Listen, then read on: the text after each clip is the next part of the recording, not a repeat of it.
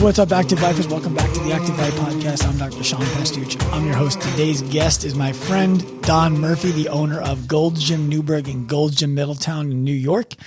We talk about all things from how Don got started in high school with his mom buying the Gold's Gym that they owned in 1986 and converting it to a Gold's Gym franchise in 1989. Talk about how they got from being a 52,000 square foot space all the way to being a 76,000 square foot space. When is it the right time to add square footage? When is it the wrong time? And why do we all have the wrong idea? Shouldn't say we all, because I don't have this idea, but why is the idea out there that a big Gold's Gym like this wants you to sign up and then stay away? We talk about how to overcome that thought process, why it's not true for gyms who are actually providing value and doing a great job. And if you run a personal training department out there, you're going to get some tidbits on how to grow that too. So give it a listen, give it a review. Remember, if you love the episode, head to iTunes or Apple, wherever you listen to your podcasts, leave a review, send me a screenshot of that review, DM it to me at Dr. Sean Pastuch on Instagram. I'm going to choose my favorite review each week for a 15-minute absolutely free coaching call. If you don't win this week, your review is still in for the running for next week. So don't worry. You don't have to do it once and make it the best ever. Just do it, and you always get a shot. Yeah, we've been on. We're on. Oh, we are? Yeah, we're on. Well, speaking from the heart. That's it. Well, that's what makes the best stuff. Yes. Right? Otherwise, it's too contrived. Yes. How long have you been in ownership of, well, let's not even say ownership. How long have you been around Gold's Gym Newburgh? Since 1989, when my mother and her founding partner bought into the Gold's Gym franchise. 89 was the year? 89. 86 is when they bought what has been Gold's Gym Newburgh, but it wasn't Gold's Gym at that time. It was 3 tennis courts, right? It was 12 racquetball courts and 3 tennis courts. Okay. And it was run down, beat up, hardly any customers. So they were able to buy it and brought in Nautilus, which was like the big thing in strength at that time. And they converted a couple of racquetball courts into strength and had their own brand called Players Health and Fitness, or Players Racket and Fitness, and then felt like we needed to get into a bigger brand name. And that's when they went to the Gold's Gym. And 89. I was in high school. Were they still tracking what number franchise they were at yet? Like, do you know what number of Golds you were? Yeah, at that time, I don't know how many there were, but I can tell you that it was, in the United States, it was more than there are now. Really? Yes. There were more Golds franchises back in the late 80s, early 90s, the number of Golds franchises was growing tremendously. And then it kind of started to level off. I think it was like the late 90s, early 2000s. For a number of different reasons, and then they really started to lose some of their franchisees to other brands and others who chose to just debrand and do their own thing. And that was really due to a lack of kind of leadership at the franchisor side in terms of the support and the resources that you typically want to have as a franchisee. And they weren't able to really grow. But now that's changed hands again with the new RSG ownership group, and the number of Gold's Gyms is starting to climb again. And they've grown tremendously internationally outside of the United States. That's so interesting. It's one of those things where when you go through it, right? Because when I opened my first I worked in a World Gym in 2005. World Gym is another franchise. It's adjacent to, smaller than Gold. Then I went to Equinox, and then I opened my first CrossFit gym in 2011. And I've seen all 3 of those expand and contract. Yeah. And you know, they're finding their footing again. And yeah. And it's so interesting that the cyclical thing is not unique. I know. And I think a lot of it has to do with the number of new brands that are springing up in the industry. Like just the number of fitness facilities has grown so much, and the number of different options that a potential fitness owner could jump into. So it's kind of like, oh, you know, what's the flavor of the month now? I'm going to become a gym owner. And you look at the landscape and decide, yeah, that fits what I'd like to be. And then another brand comes along. So there's all these ebbs and flows. And I think so often every brand looks at what they're doing and kind of resets and says, well, we need to really make sure we're identifying who we are and what makes us different from all these other fitness brands. And for that reason, you see the ups and downs with all the brands just trying to find their way. Well, RSG Group bought Gold when? Like 2 years ago? About 2 years, a year and a half, 2 years ago, yes. And they've been in the fitness business prior to Huge in Europe. They have how long? Decades. Okay. And they have a multitude of different fitness chains. McFit, for example, is... McFit? Yeah, which is massive. It was on the edges of McDonald's? That's right. I know when I heard the name too, I was like, McFit? I don't know. But no, they're very successful, and they have the low end model, they have the mid range model, and they have the luxury based fitness facilities. So they have a multitude of different fitness chains. But Rainer Schaller, the founder and CEO of RSG Group, always had a thing for the Gold's Gym brand. Mm-hmm. And so when the Gold's Gym brand went up for sale, he was first in line to say, I'm getting this brand. And he did it. And now he's just ecstatic that he can control the destiny of this brand moving forward. But he has a vision, and it's a very clear one. So how does that work for somebody like you? You've been a successful gym owner. Your mom started the gym. You came in and somehow worked with your mom, not because your mom is difficult, but because you're mom and son. Yeah. For 20 years now? Yep. And then someone else comes in and says, hey, this is our vision for your brand. Yeah, so that is always nerve-wracking when you have an ownership change of your franchisor, because you don't know what they're going to mandate for the existing franchisees. The good news is with RSG Group, they're looking at the existing franchisees and saying, look, this is our vision for where the brand's going to go in the future. But if you have an existing franchise location and it's doing well and you're established in your community, we're not going to tell you to stop doing what you're doing. You've established yourself and you've proven that you know how to operate a good Gold's Gym. Moving forward, though, we really want to have a much clearer picture and understanding amongst all franchisees that this is going to be the look and feel of a new model. Mm-hmm. So there's not as much independence and autonomous decision-making for the new franchise locations that are going to open. But for existing franchisees who have their existing businesses and they're already successful, RSG Group's been great. They're like, keep doing what you're doing. We totally respect your abilities as an operator. We would just ask that if you're thinking about making changes to your existing location, especially when it comes to the look and the feel and the branding and the colors, you stay within certain guidelines. Well, that's a mature way to approach it. Yeah. It allows... If what you're doing is working, that's right. You don't need big tweaks. If what you're doing is not working, they're there. Right. Make these tweaks. You have nothing to lose. And if you haven't opened yet, well, we're going to tell you how we want you to do it. That's exactly right. That makes sense. And they're actually still in the process of creating what I would call the Franchisee Playbook. Mm-hmm. So if you have a new possible gym owner coming in to buy into the Gold's Gym brand and they don't have a lot of experience on how to build and open a fitness facility under the Gold's Gym name, there's going to be the playbook that says, here you go. Here's the vendors to use. Here's the footprint. Here's how to lay it out. And this is how we want it to look and feel. That playbook is in the process of being written. Mm-hmm. One of the reasons I've always felt like you've been successful, and when I say you, I mean your family, your Murphy business, family, is your students. Yeah. You're not just, hey, we're going to open a gym with our own ideas and we'll see how it goes. You guys are at the events. You're studying the market. You're learning things from other people. You've been a leader in Les Mills. Yes, right? For a number of years. Yep. So how does outside influence like that, for example, come into, do you have an example or can you think about ways that working with a company like Les Mills, which if you're not familiar with it, is a huge group class system. It's not just the workouts, it's the whole system, the music, the choreography, all of it. Yep. How did that kind of stuff influence the way that you run your businesses?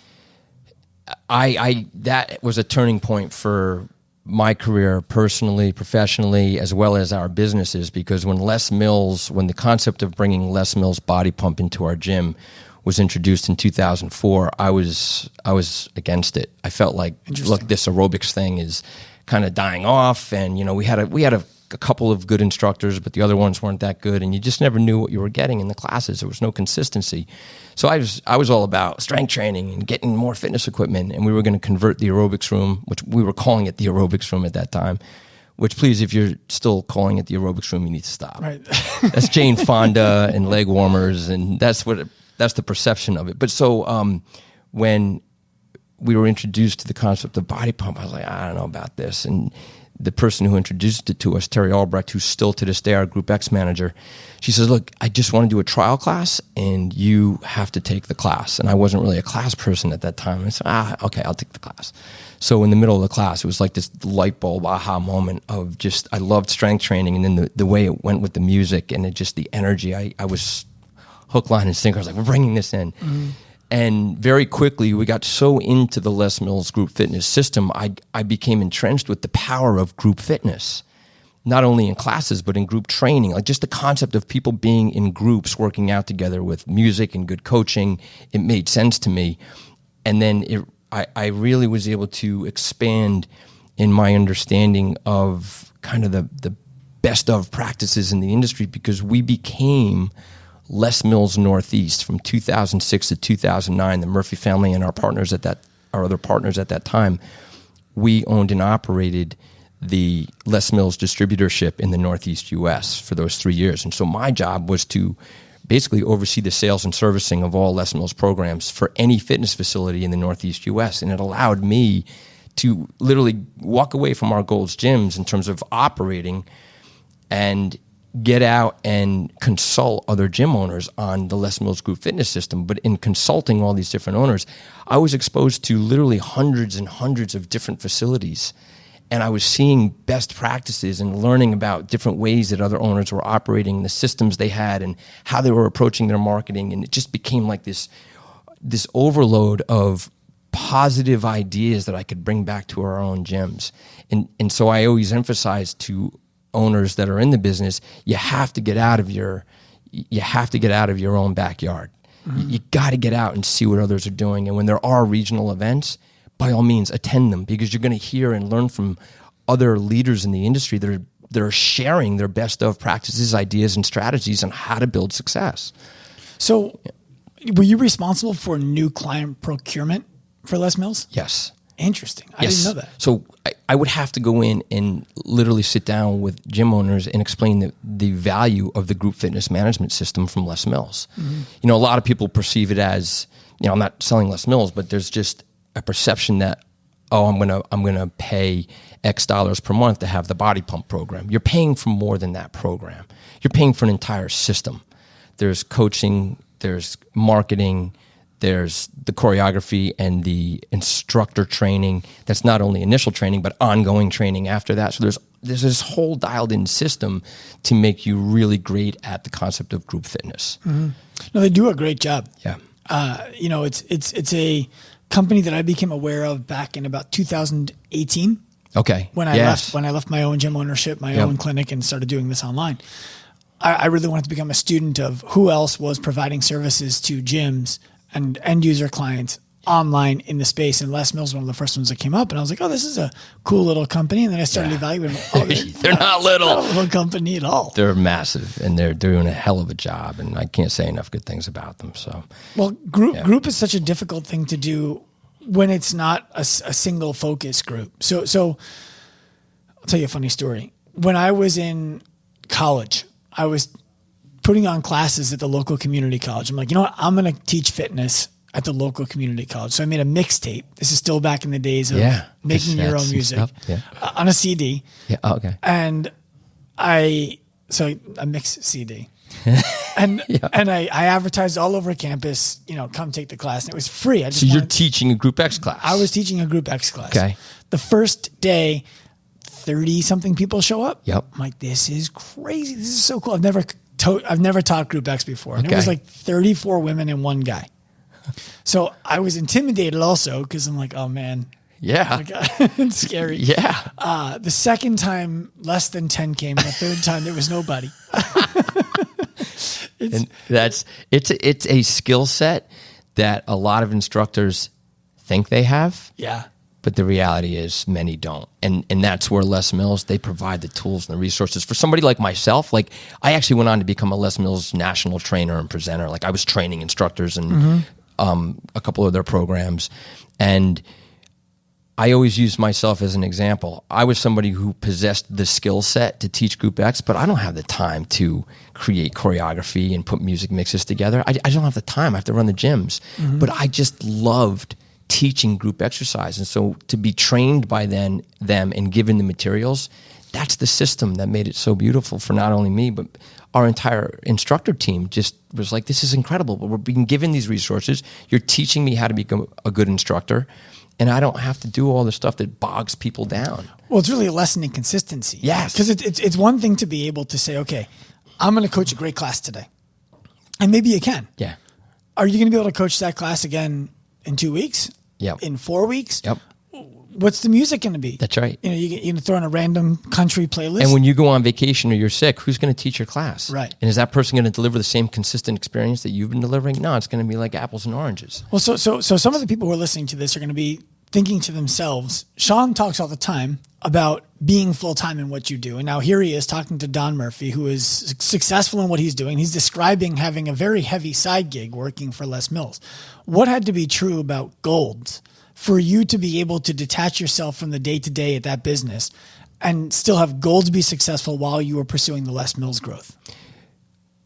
Partners who were very understanding and also believing in the vision of the business we could create as Les Mills Northeast, as well as a great team of employees and managers. Mm-hmm. Managers that we were able to delegate some of my responsibilities to.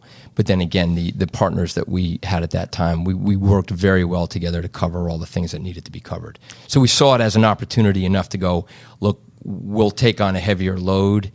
With some of the responsibilities I was able to relinquish, they took on a heavier load while I went out and really started to build the Les Mills Northeast business because we saw the opportunity in it. And what I'm hearing you say is that everybody who was involved in your ownership group had an opportunity to experience profit and success as a result of what you were doing with Les Mills. Absolutely, yeah. It wasn't me alone. It was the whole partnership that formed Les Mills Northeast. Right, and that's what I think a mistake that a lot of, especially small gym owners will make, is they're not making enough money from what it is that they do.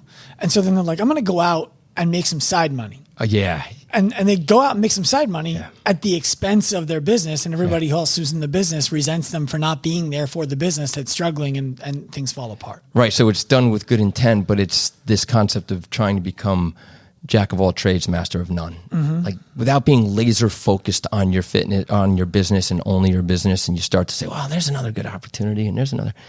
It just starts to, you water yourself down and then you get stressed out and nothing really starts clicking on all cylinders. Right. I'm guilty of it because it's not only like Les Mills, that was more of a planned attack, but I'm guilty of it through the years of getting excited over other possible business initiatives and kind of just jumping into the deep end without giving it enough thought. And I've learned through the years to just say no and back off and, don't say yes to something unless you have the ability for time management and the ability to still keep clear laser focus and vision on your primary business. How much of that do you think, when I say that, I'm talking about the saying yes to things that maybe you're not ready to take on, are a result of the confidence that you have in yourself without considering how many other people need to be involved in this process?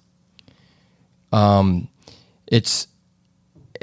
think it's another fault of mine that I get excited over things very easily. Like I'll see something and go, that's it. This is going to be $1 million business. Let's go do it. And then I don't even communicate clearly to my staff what I'm doing. And they're like, what the hell are we doing now? And I have to be more careful and communicate very clearly when I have thoughts and ideas for either another business initiative or a change in the direction of our existing business. Owners that just kind of fly by to the seat of their pants and build the plane as they're flying it might feel well for the owner, but it doesn't feel good for your staff. Well, I think I can share my own experience. I think that works early on when there isn't really people depending on you. Yes. Yeah, early on. And you're like, I don't know, I'm going to throw this at the wall and see if it sticks. Let's throw this at the wall and see if it sticks. Yes. And enough stuff does stick that you start to build this momentum and you're like, we have a business here. What I've learned about myself is it's important to realize when that's happening and stop throwing things at the wall now.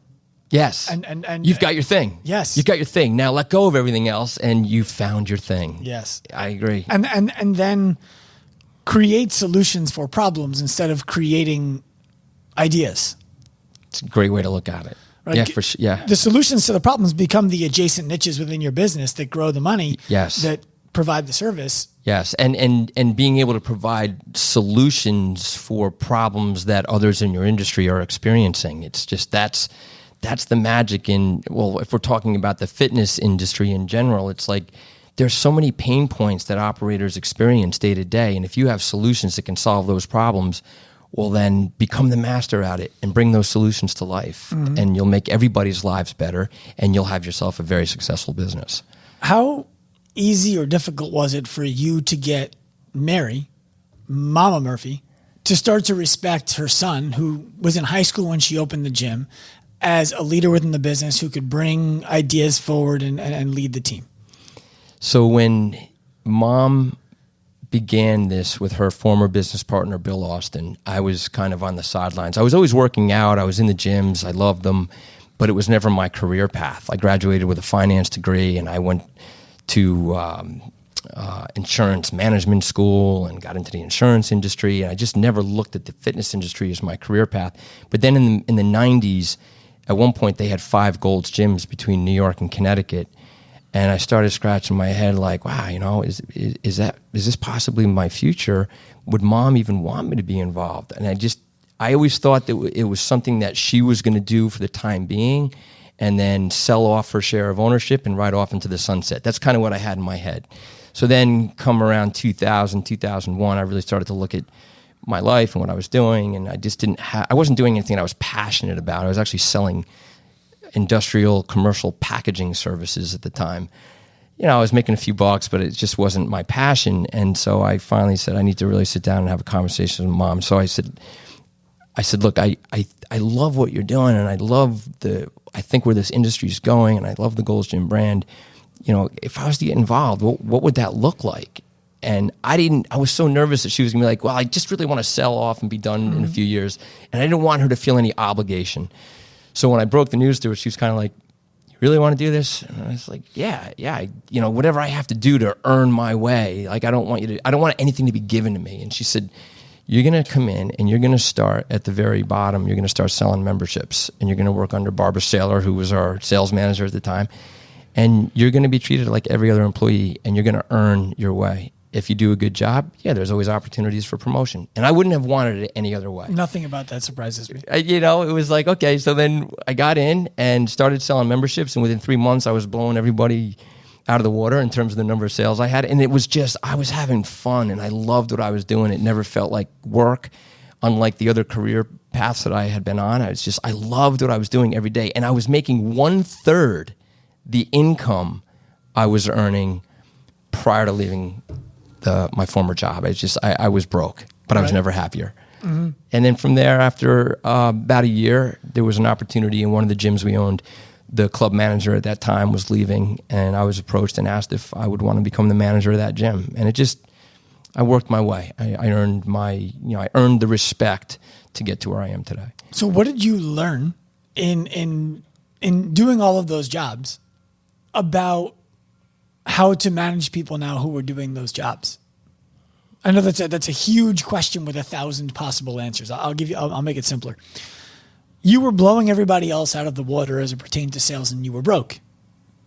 So did you find that you needed to change anything about the way that the sales department ran so that people who were killing it were in dealing with day-to-day financial issues? Well, yeah. So I don't want to... You're exaggerating the broke. I'm exaggerating the broke. What I meant to say is I was earning 1/3 of what I was earning. What I was earning was pretty decent. So it wasn't like I was still paying my bills, but I didn't have the disposable income I had in the other job. Right.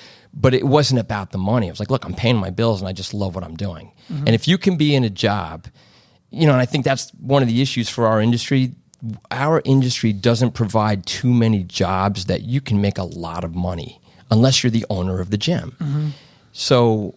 And even a lot of the owners of the gyms are barely paying their bills. You know, that's just the industry that we're in. But the point being that if we have this industry that has evolved in such a way that a lot of the positions within the fitness industry don't pay a lot of income, but there's a lot of happiness when working in our industry. You wake up loving what you do for a living, and that is as valuable as earning income, if not more. Sure. as long as you're earning enough income to pay the bills, like you were describing. I think absolutely. I think that one of my friends, his name is Stu, actually describes there's only 2 cups you can fill for people. One of them is fulfillment, the other one is financial. So if you fill all of the financial but none of the fulfillment, they're going to leave. Absolutely. If you fill all of the fulfillment and none of the financial, they're going to leave. That's right. You got to find the man. And I think the more fulfillment you have, the more people are willing to accept a bit less money than maybe they could earn elsewhere because they're just happy in what they're doing. But to your point, yes, you have to be able to pay your bills and hopefully go on a nice vacation once or twice a year. That's where you want to be. Right. Well, what you're describing is very relatable for us. We're 26 staff now at Active Life, and many of that staff are people who were working as full-time physical therapists or chiropractors elsewhere who took a pay cut to come and work towards something that they believe has big upside and that is a lot of fun to be a part of. So you're providing, which is really kind of the magic formula for its fulfillment. They love what they're doing much more than, say, a previous job.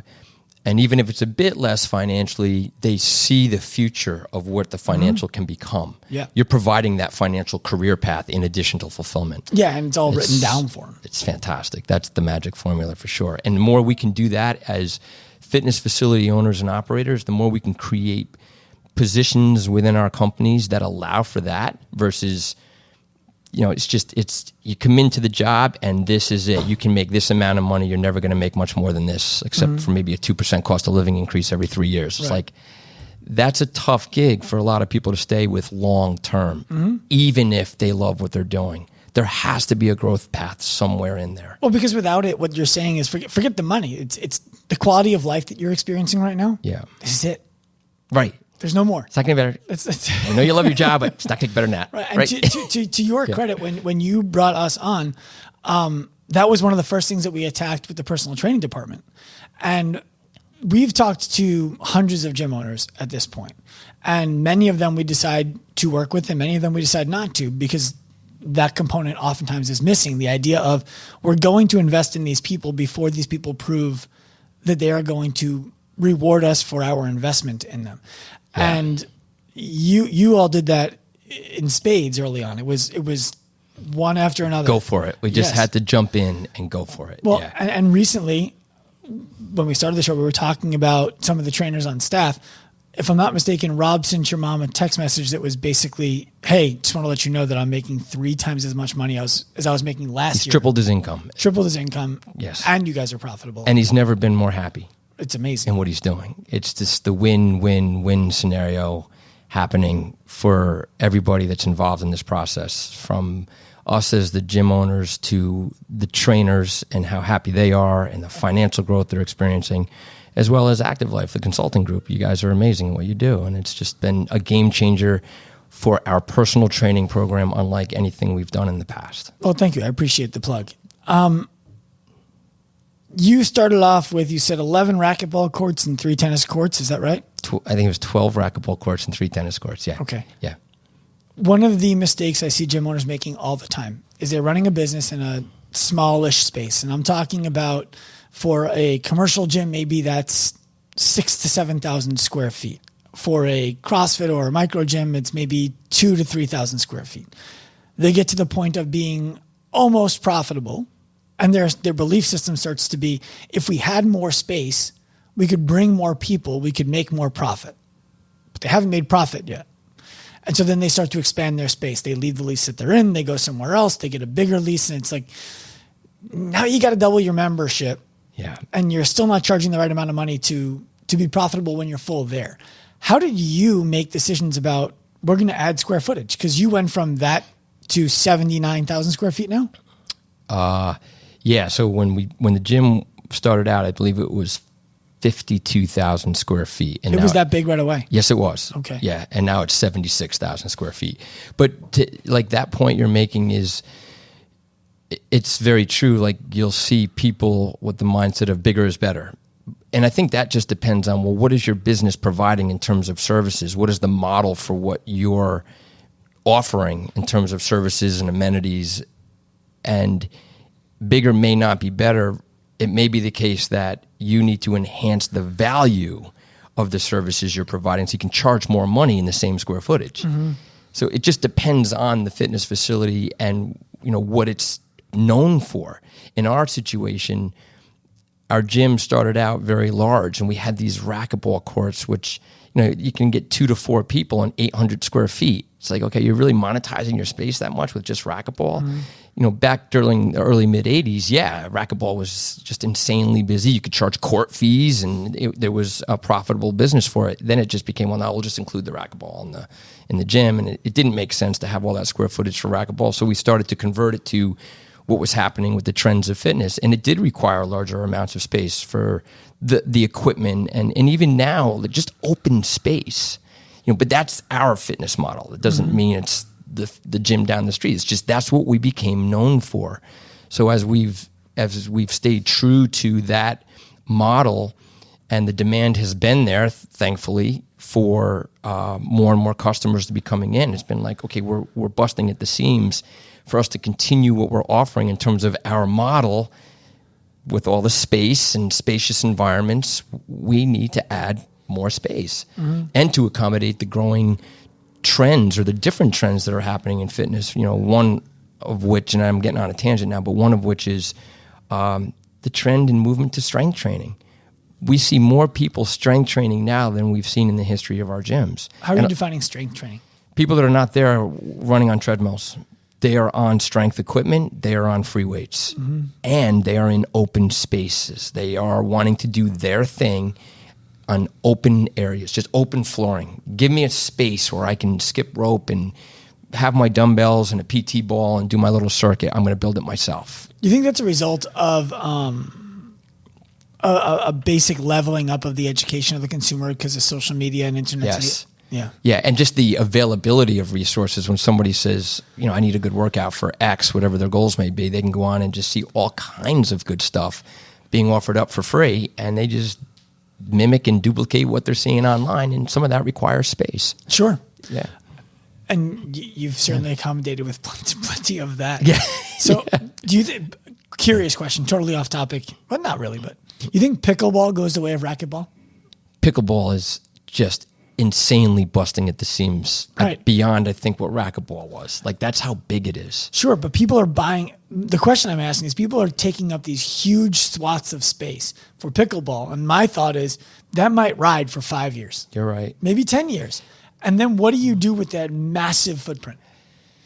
Yeah, we didn't go down that path, because that is definitely the vibe that we have. Like, is this something that's just going to be a flash in the pan? This is not going to be long term. If you have the ability to accommodate pickleball, charge for it, and charge a decent amount for it, like it can be good, revenue source. But to your point, you want to make sure that when that starts to fizzle out, if it does fizzle out, well, what are you going to do with the space? Mm-hmm. Yeah. All right, so before you take on, I wouldn't go out and open up a pickleball court right now. That's what I'm saying. Yeah, no, unless I said, well, I know that if the pickleball fad, dies off, I'm going to convert this into, racks and platforms and whatever is going on in the industry at that time. Mm-hmm. But you just got to make sure you're covering your costs and whatnot. So what do you do with the trends you're seeing inside of your business? For example, you're seeing more strength training happening in the gym than you've ever seen before. I've never counted, but you have more treadmills and like cardio equipment than we have in this town, in all of the gyms. Right. What do you do? Like, does that get affected at all? They're still being used. No, I'm not saying that people aren't doing cardio. What I am saying is that we're not buying cardio equipment right now. Like, there's not demand for cardio in a way that we need to get more cardio equipment. There is demand for strength training that we needed to build an additional 30. We just finished building an addition of 3,600 square feet so that we could bring in, 7 more racks and 6 platforms in an entire leg area. That thing happened fast, by the way. It did. And it happened, well, we started building it right before the pandemic. So the foundation sat out there for 3 years. Mm-hmm. But then it was finally like, okay, now go. We got it up and going. And we're already looking at it going, okay, we need 10 more platforms. Mm-hmm. It's amazing. And another trend that we're seeing is the average gym member age of people joining today is about 10 years younger than it was prior to the pandemic. Interesting. So It's amazing. What's the average age now? I don't know the average age. I would probably put it at around 30 if I had to guess. Okay. Whereas prior, you're probably looking at around 40. Right. This is me guessing, but I did hear the stat that it's 10 years younger than it was prior to the pandemic. And we're seeing it, visually when you walk around the gym, the number of young people, when I say young, I'm talking, ages 18 to 25 that are strength training and on the platforms and the racks. It's like become the in thing. Mm-hmm. And I think part of it is the in thing, and it's all over social media. But it's also the younger generation looking at what we just went through with this pandemic and realizing who was really getting sick and dying from that virus, going, I don't want to be one of those people. I'm going to take care of myself. Or unfortunately, a lot of the younger people are looking at their parents and their grandparents and they're looking at their state of health going, I don't want to go down that path. Mm-hmm. I want to take care of myself. So I think there's a wake-up call happening for people, the younger generation in our country, to go, we are going to take care of ourselves. And the gyms are getting busier with them because of it. I hope so. I do too. I mean, I love what we're seeing in terms of the energy and just the youthfulness of the people who are coming in, and they love it. They really enjoy, and a lot of them are there every day. So it's as much a fitness thing as it is a social thing. They don't go to the mall anymore. Right. They go to the gym. So we've created, that's another thing, is to create environments where people can kind of hang and socialize, because it's a spot for them to not only work out, but to socialize with friends. It's funny you say that they don't go to the mall anymore. They go to the gym. When I was 17 to, let's say, 21. Yeah. I used to love going to Roosevelt Field Mall with my friends because it was full of hot chicks, and everyone was down to have conversation. And it was like, oh, what are you shopping in the arcade? You get the Great. arcade. The place was great. I remember. I was there this week to buy golf stuff. I was like, this sucks. This sucks. First of all, it was fairly empty by comparison, which for me is good. I don't have to be a big crowd. But I was like, this is not like the youthful. No, it's not what you remembered. Not at all. Yeah, I can relate. Same thing in where one of our gyms is in a mall. But what we are seeing in the mall space, kudos to the mall owners who are in the management groups who are reinventing their spaces, and that's what's happening in ours, where it's becoming more of a lifestyle complex. Mm-hmm. It needs to be. Great movie theater, better restaurants, the gym, and they're actually building a housing complex across the street as we speak that's going to have a walkway connecting to the mall.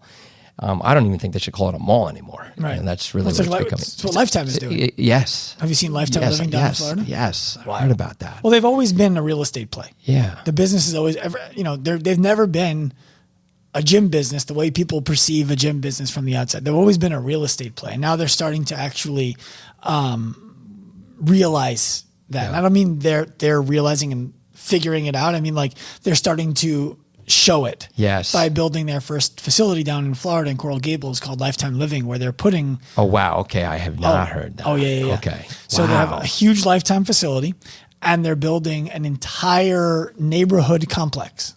That so makes sense. People are going to live there. And now when you live there, instead of having to build like a clubhouse for the community, you go to Lifetime. Wow. Yeah, that's some forward thinking stuff right there. And they've been doing it for a long time. Wow. One of the things that I imagine would have been enjoyable if any of us had the foresight would have been 1989, take a picture of what the average person is wearing when they show up at the gym. What do they look like when they show up? Oh, and now what do they look like when they show up? It's always been a fashion show. Yes. It's just, now it's like, I'm like, how did they get a seam in there? I know. It's wild. Yeah, it is. It's unbelievable what people are wearing these days. Have you ever had? Are they painted on? Right. Are these pants painted on? Or are they really wearing pants? Yeah, it's crazy. Yeah.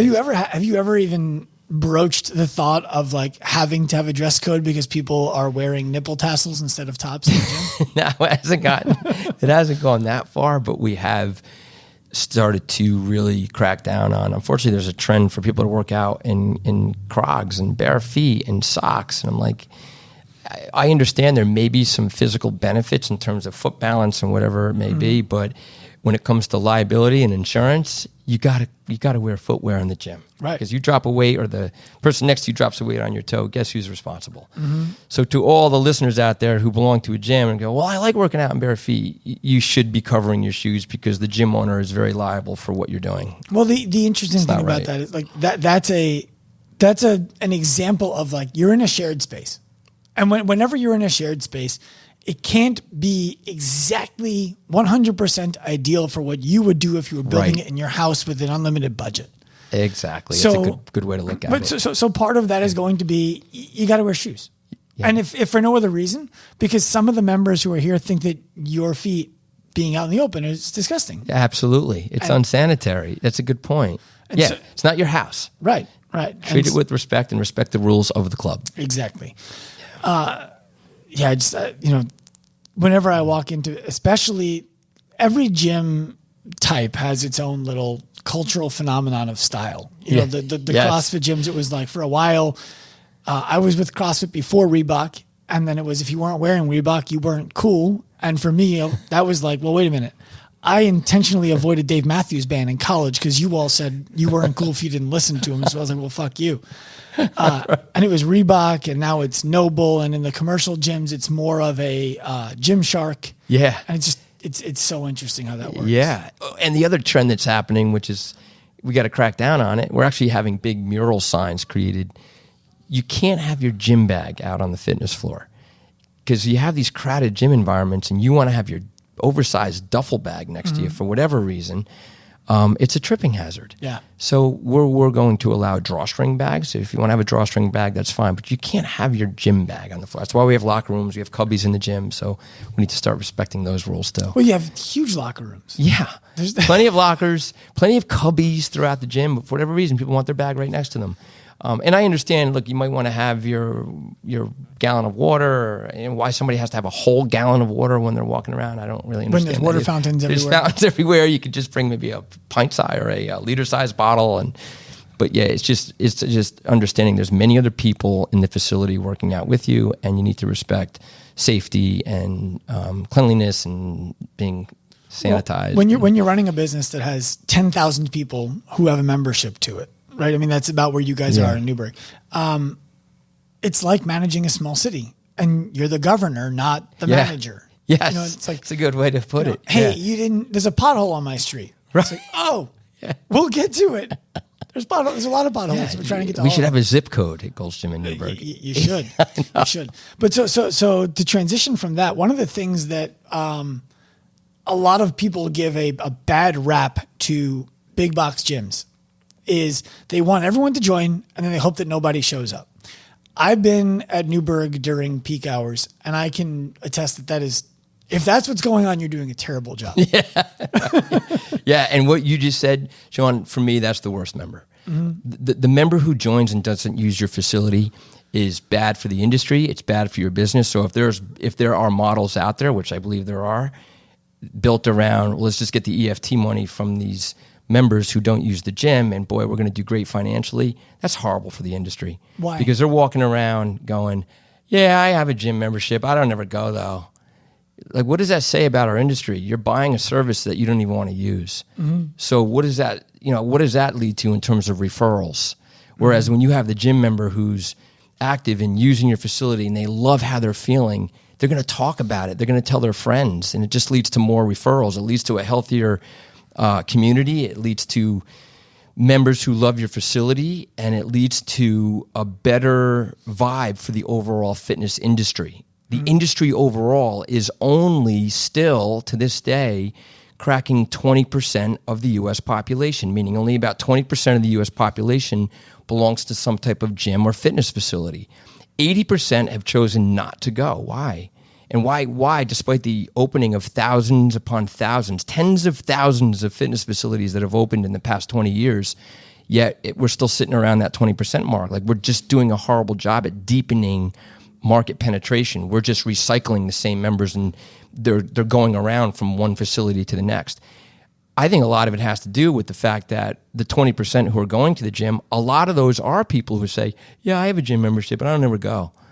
they're not doing any good for the industry to help deepen market penetration and speak so highly about the experience they're having in their fitness facility. Well, one of the things that I think you guys do really well that is part of the reason, it's not part of the reason, it's a symptom of everything that you do. You have staff members who've been with you for what, 20 years? Yeah.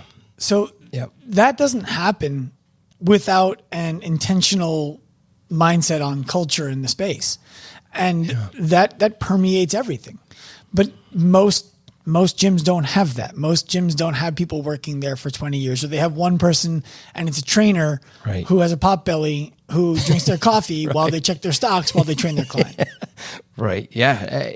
And it, it wasn't intentional. Like, to look back on how this has happened, sometimes I'll go, how have we done this? Like, how did this happen? And I really think it has to do with the fact that we've always been very present, front-facing owners.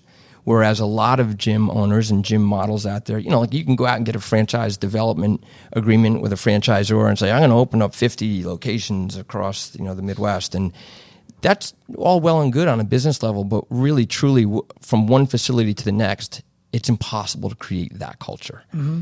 Unless you're able to somehow scale an incredible management team that can bring that culture. But for you to be present as an owner, front-facing and communicating with your team and letting them know and understand your passion and your feelings for why you do what you do, that's how people will follow and want to work for you, and members will want to be part of your facility. Well, I think there's a few things that you spoke to there, intentionally or unintentionally. One of them is, when you look at the businesses that have done the best at growing big and consistently, if you study them, there was an inflection point where they started off small with, this is our 1, our 2, our 3, and the team underneath the top at the 1, 2, and 3 became the team that went out and built 4, 5, 6, 7, 8, 9, 10, 11, 12. And then the teams under them over time went out and built 12 through 50. Right. And so they built it, whether it was on purpose or just as a result. The culture is what got exported. It got it started. What you've done is looked at it and said, instead of opening 5 or 10 of these, let's have 1 and now 2 that just really, really verticalize themselves. Yes. And there's a lot going on inside. Yeah. One of the things I've noticed when I go to the bigger gyms is there are a lot of different, it's almost like a shopping mall of fitness. Like amenity services throughout the space. Yeah. You can come in, you can do your GGX if you want, which is group fitness. You can come in and do spin. You can come in and do yoga. Mm-hmm. And in the bigger spaces, like yours, there's a room for each of those. Yes. There's a spin room. There's a group room. There's a yoga Pilates room. Yep. There's a alloy small group training room. There's a Parisi room. Yes. Dedicated spaces to those aspects of the business. Yep. Do those end up functioning like mini businesses of their own that you have to manage? Yes, very often they do. And that really became kind of an aha moment for us where, back years ago, we would try to put a multitude of services in one space. For example, the bikes used to be on the side of the wall in the Group X room. So then when it was a cycle room, okay, wheel the bikes out, now we'll use this as a cycle room. And what happens is you water down the experience versus building something out specifically for that service. So when you have a multitude of services, you want to treat it like a business within the business. That's how we've approached it, in the past, I'd say 15, 20 years with everything that we've done. Mm-hmm. It's like, if we're going to do something and do it really, really well, let's create a dedicated space and focus for it so that it can literally be marketed as its own entity within the gym. It's not dissimilar. We've recently done that in personal training. The personal trainers are always out on the floor, mixed in with the member population, and it's not a bad thing. But at times it can be a little bit tough for the trainers in terms of their program design if they're competing with the members for equipment they're trying to get on. So we decided to carve out a space in the gym that's dedicated only to personal training, trainers and their clients. And so what happens is you have twofold. You have the trainers who have this uninterrupted training experience with their clients, so it's better for the clients. But then you also have the clients feeling like there's this bit of VIP treatment that, I have access to the trainer-only area. And it has some visibility too, so other members are looking at going, wow, look at the training they're doing in there, and maybe I should look into that, versus they're kind of just mixed in and dispersed within the member population. Just point being, dedicating space to whatever the service or program is that you're trying to really professionalize within the gym. Yeah, I imagine that there are people who come when there's a trip class for the cycle studio. Totally. And then they leave, and that's it. That's it. It's the only thing they come in for. Same thing with GGX, Gold's Group Exercise. It's they come in, they do their class, they leave. But the space is dedicated for them. You mentioned a word earlier that I want to come back to that I took for granted until I actually watched one of the videos that you just produced, which is community. Within the 76,000 square foot Gold's Gym with 10,000 people. I think that most of the time when smaller gym owners are looking at what happens in a big space like that, it's like, yeah, well, what do we have that's better than them? Community. We have better community than they do. Yeah. And I was watching the video of, I forget the guy's name. Do you remember his name, Sean? The big guy who was benching like 315 pounds, like a warm-up set? Oh, Ruben. Yeah. He mentioned on the video that one of the reasons why he loves coming to Gold's is the community. Yeah. Is that something that happens on purpose, or is that something that happens as a byproduct of putting the right people in the right place? And I would say it's more of a byproduct of having the right people in the right place with the right leadership. There's just a vibe and an energy of being welcome. Mm-hmm. There's a social element in a way that people feel comfortable. There's also... It's amazing. Like I see some of our instructors and trainers who on their own social media feeds will be talking about, hey, it was great seeing, my 5 p.m. Alloy class members down at Billy Joe's Ribworks the other night. We had a great time. There's a picture of them socializing outside the gym. Mm-hmm. People are finding, social bonds and connection within the gym, and it's part of that feeling of community. Yeah. And so it kind of happens organically when you have just the right team and that vibe that just permeates throughout the facility. I love seeing how tied into that the trainers have become. Yeah. I've been in countless gyms and looked at countless personal training departments in them. And one of the things that I often see that I hate to see, that I want to be able to help those places change, is the trainers come in to get theirs and then they go home. Yes. Right. Like that's the mindset. I'm going to come in, I'm going to get mine, and then I'm going to get out. And what we're seeing now at your clubs is trainers who are actually selling packages and then saying, this is the trainer you should work with because I don't have availability. They're celebrating things that are not financial wins for themselves. The wins channel on our Slack is off the hook. It's constant. Yeah.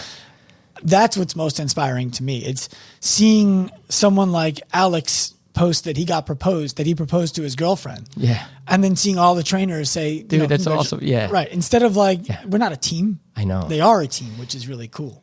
The whole process, and again, it's not an overnight process, but to just see all these positive ripple effects happen through what they've gone through in terms of the education and upskilling and being held accountable, they have each other's backs. Mm-hmm.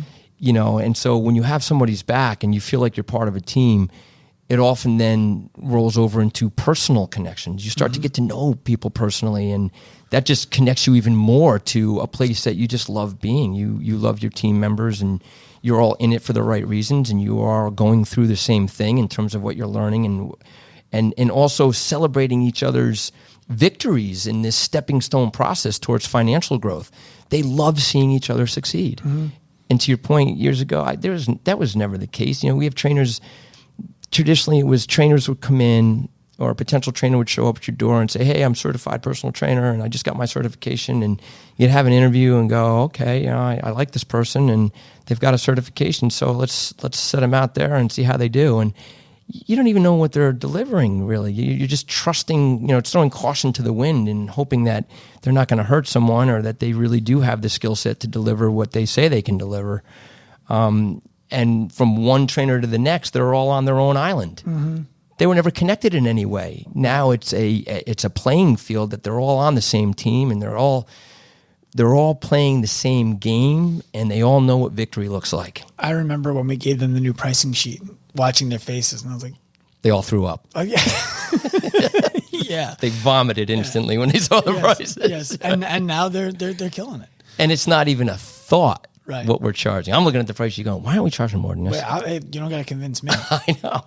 No, I know. And what's happened for me, because look, even for me, there was a bit of sticker shock in the whole thing. It was like, oh my God, like, okay, this is an investment. But look, it's an investment in our people and in professionalizing them and what they're doing as fitness professionals. And so it really got me to think about, why has our industry evolved in such a way that people who really have that skill set, trainers who really have the skill set to change somebody's life profoundly, why can't they make a lot of money? Mm-hmm. Doctors do. Yeah. Doctors make a ton of money. They go to school for 8 to 12 years to have that skill set, and they deserve to make a lot of money. But when you have a trainer who's well-studied and educated and experienced, and they have the skill set to literally alter somebody's quality of life, they deserve to make a lot of money. Mm-hmm. And we're able to now create that value proposition. It's very cool. It excites me. It's the best. So as a result of a lot of the things we've already discussed, you've become an industry leader for fitness, especially in the Northeast. And were you one of the founding members of NIFA, or is that something that... Yes. So when the pandemic hit, Bill Leah, who was a close business associate and a personal friend of mine, he was formerly a Gold's Gym franchisee. He owns several successful gyms called Vent Fitness up in the Albany region, and he just quickly sprung into action with this idea of creating this New York Fitness Alliance to get our industry reopened. Like, we needed to fight the fight and, do this in a way that we were all aligned and working together. So he reached out to me and said, look, I want to create this alliance. I would like to invite you to be part of this board, and this is what we're going to do. And like, at the time we were shut down, and I said, yeah, let's do it. Like, I would love to just be able to focus my energy and time into something that's going to help the industry. And that's what became the New York Fitness Alliance. We have a board of, I think it's now 7 members. I'm the vice chair, and Jeff Sanders, who's actually down here on Long Island over at Energy Fitness, he is the chairman of the board. And we're just doing amazing things that, unfortunately, a lot of it's behind the scenes, working with Parkside Lobby Group out of New York City.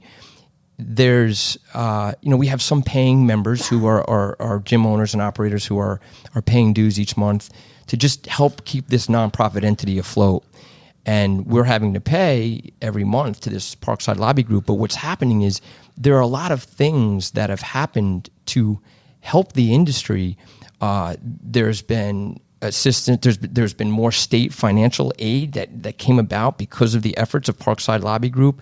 Parkside Lobby Group was able to speak with medical experts that were able to get the reports we needed for Cuomo to revisit reopening the gyms sooner than we originally thought was going to happen. A lot of this stuff that's been happening, we have not done a good job at communicating to, call it, the statewide industry. And the good news in this is that we're having our first regional event, a live event that's taking place in Newburgh, at Gold's Gym in Newburgh on September 22nd.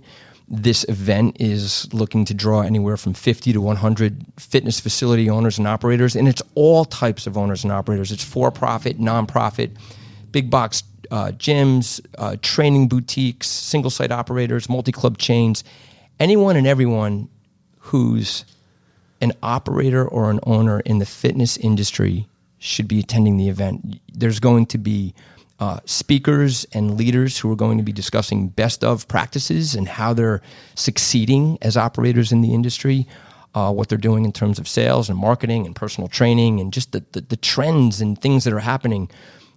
It's an opportunity for owners to get out and walk away going, wow, like, I'm leaving here with so many golden nuggets and notes of things that I can implement in my gyms right away. Liz Clark, the URSA president and CEO, is going to be our keynote speaker. Happy to say you're going to be there speaking as well on marketing, and just the takeaways are going to be tremendous. But the biggest thing we really want everyone to understand is the New York Fitness Alliance it's a live entity with people who are working hard behind the scenes to do a lot of great things for the industry. This is an opportunity to really come and learn what it's all about and understand why we need to continue with this organization.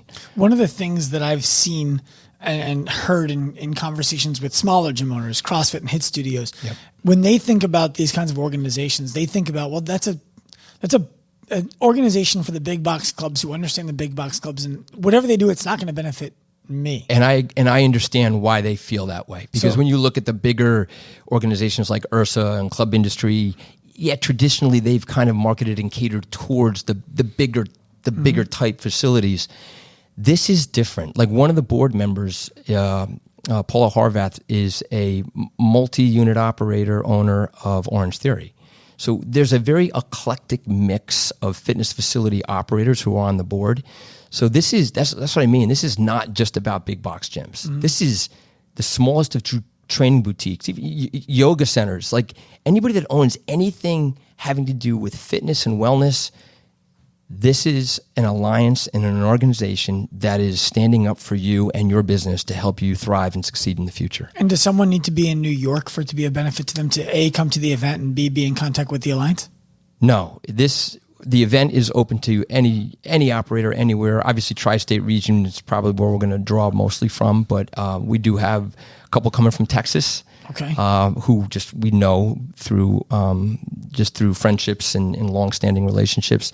They're seeing this event going, wow, this is kind of like the first of its kind type of thing happening at a state alliance level. They're going to come in and see what it's all about. So anybody is welcome. The New York Fitness Alliance, obviously we're working with the Parkside Lobby Group, who's deeply rooted in legislative affairs and political connections here within New York State.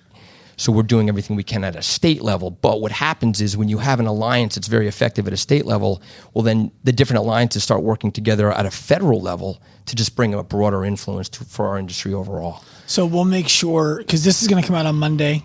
I don't know what the date is on Monday. I don't know what the date is today. I'm pretty sure we're talking on a Thursday. I think so. But this will come out on Monday. I'll make sure that we get the registration link for people who want to attend the event. That'd be great. In the show notes. I can give it's nyfatour.com. If you go to NYFA, New York Fitness Alliance, nyfatour.com, that is the event page. It has the whole lineup of speakers, the education that's going to be delivered, and all the reasons why you'd want to be at that event. And if you're driving and you don't want to pull over and type that in right now, just click on it in the show notes. Cool. And you'll get to come out and see Don's club. It's going to be at Gold's Gym Newburgh, which we've been talking about. Yep. Are you doing anything for people that day to be able to actually immerse themselves in the Gold's Gym community on site? So the evening before, for anybody that wants to come in the night before, the event starts at 9:30 in the morning on Thursday, September 22nd. So on the 21st, from 7 to 9, there's going to be an informal gathering there at the gym.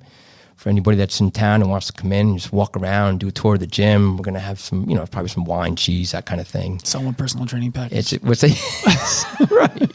Everyone buys one. Right. And so that's going to be happening. And then on the day of the event, either before and or after, certainly, we can tour around the gym and then we're going to take a look at the things that we're trying to do well. Don Murphy, anything I didn't ask you that you think would be valuable to add? No, other than, my gratitude and thanks for everything that you have brought to the industry and everything that you're doing and your vision for what Active Life is doing for the industry. I think it's tremendous, and I'm just very glad to have met you. Going to that event a year and a half ago down in Pennsylvania, I'd gone to that. What was that event called? I don't even remember. It was Active Entities put on an event at Newtown Athletic Club. I don't know. That's right. Yeah, and I just went down to see Newtown Athletic Club, and a friend of mine, Tom Johnston, was speaking, and I just remember I was getting ready to leave, and I was just like, oh, who's this guy talking on personal training? And I sat down, and I was just really impressed with your messages and the teachings that you delivered that day and what it's led to since then. So thanks a lot. My pleasure. Thank you. All right, appreciate you taking a chance on us. All right. Thanks, Sean. And where can people find you? I forgot to ask you. So they can email me at DP as in Peter Murphy at goldsgymhvinvictor.com. All right. Is my email address. Direct email. There you go. Go for it. Thanks, Don. All right. Thanks, Sean. I hope you enjoyed this episode of the Active Life Podcast. Remember, if you feel inspired by our vision to humanize the healthcare industry, professionalize the fitness industry, and empower individuals to live their lives, to reclaim their physical freedom, to develop careers, helping people reclaim their physical freedom, all you need to do is head to activelifeprofessional.com, find the appropriate link that represents you, and get in contact. We'll see you there.